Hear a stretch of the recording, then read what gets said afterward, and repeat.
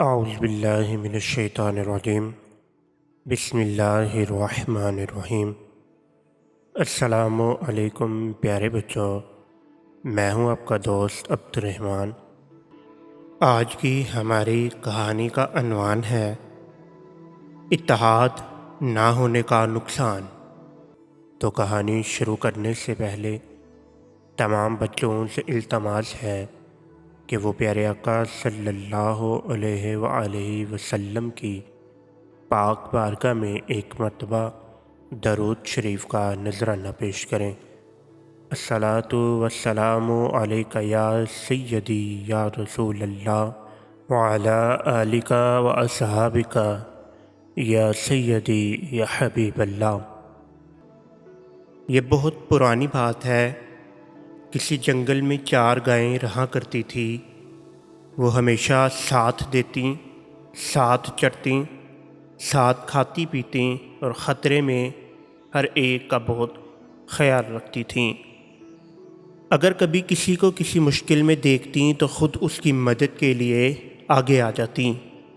ان 4 گایوں کا آپس کے اتحاد کا یہ حال تھا کہ کبھی شیروں اور چیتوں کو بھی ان پر حملہ کرنے یا انہیں ہڑپ کرنے کی جرأت نہ ہوتی تھی، مگر پھر بھی سبھی شیر اور چیتے ان 4 پر نظریں رکھا کرتے تھے اور اس تلاش میں رہتے تھے کہ جیسے ہی موقع ملے وہ ان پر حملہ کر کے انہیں کھا جائیں۔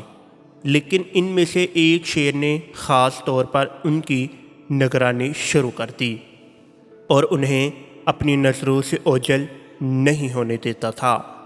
اس کے باوجود اسے کبھی ایسا بہترین موقع نہیں ملا جب وہ اپنی اس خواہش کو پورا کر پاتا اور اس کے نتیجے میں ان گایوں کو اپنا شکار بنا لیتا۔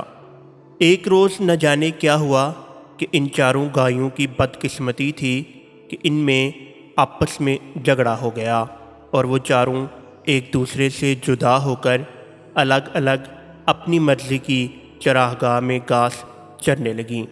جیسے ہی یہ بات شیر اور چیتے کے علم میں آئی تو وہ خوشی سے کھل اٹھے۔ چنانچہ انہوں نے ان گایوں کی اس غلطی سے فائدہ اٹھاتے ہوئے انہیں شکار کرنے کا فیصلہ کیا۔ کافی سوچ بچار کے بعد شیر اور چیتے نے ان پر حملہ کرنے کا موقع تلاش کر ہی لیا۔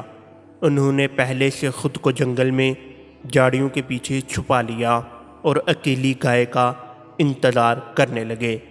جیسے ہی ان 4 میں سے ایک گائے تن تنہا ان کے قریب جھاڑیوں کے پاس آئی تو ان دونوں نے ایک ساتھ اس پر حملہ کر دیا اور لمحوں میں اپنے کھانے کا انتظام کر لیا۔